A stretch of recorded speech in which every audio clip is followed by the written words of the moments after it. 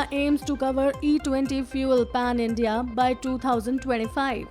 During the recent G20 meeting, PM Modi announced India's commitment to prioritizing humanitarian considerations in all development efforts.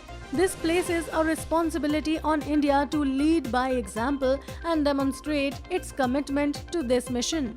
One way in which this will be achieved is by introducing a 20% ethanol blend to fuel, which will reduce carbon emissions and minimize harm. This forward-looking initiative will contribute to a better future for all. India's target is to roll out 20% ethanol-blended petrol pan-India by 2025. Earlier this year, Piyush Goyal said the target of E20 fuel by 2025 is ambitious and bold, and that the target is achievable if the stakeholders comprehensively work together towards the goal. The roadmap of E20 fuel in India by 2025 also sets the mark to increase ethanol production domestically in line with the National Policy on Biofuels 2018. Along with the fuel manufacturing, E20 compliant vehicles also become necessary.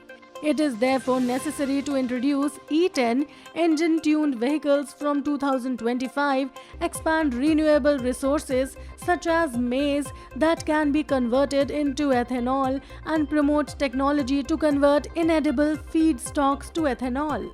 By June last year, India had already achieved the target of 10% ethanol blend petrol, and it was already available at 1,350 fuel stations, far ahead of the target date of November 2022.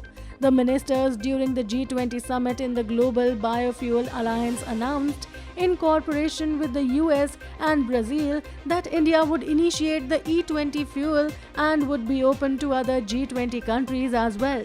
India is on the right track towards achieving its target of obtaining E20 petrol by 2025. According to the government, the Prime Minister Narendra Modi launched the sale of E20 petrol in February this year, and in a matter of 5 months, the number of fuel outlets jumped to 1,350 across the country. There are almost 87,000 fuel stations across India. It is imperative that stakeholders and the government work together to achieve such a large target. Besides the E20 fuel, the production of affordable E20 compliant vehicles also needs to be considered simultaneously. In the current market, EVs and hybrids are expensive and unsubsidized. Hence, the government also needs to take into consideration on implementing schemes to subsidize the upgradation of vehicles so that it is not heavy on the pockets of the common people. Asia की पहली 2G ethanol bio refinery की स्थापना की। हमारी तैयारी इस तरह के 12 कॉमर्शियल 2G इथेनॉल प्लांट्स बनाने की है। सस्टेनेबल एविएशन फ्यूल और रिन्यूएबल डीजल की कॉमर्शियल उपयोगिता की दिशा में भी हमारे प्रयास जारी है। इस साल के बजट में हमने गोवर्धन योजना के तहत 500 नए वेस्ट टू वेल्थ प्लांट्स बनाने का ऐलान किया। Is it possible to roll out E20 fuel in such a short span? How important is it to manufacture E20 compliant vehicles simultaneously with the E20 fuel? Do you think the government should provide special benefit for exchanging the old vehicles with the new ones? Shouldn't the government give rebate in the GST and subsidize E20 and other hybrid vehicles?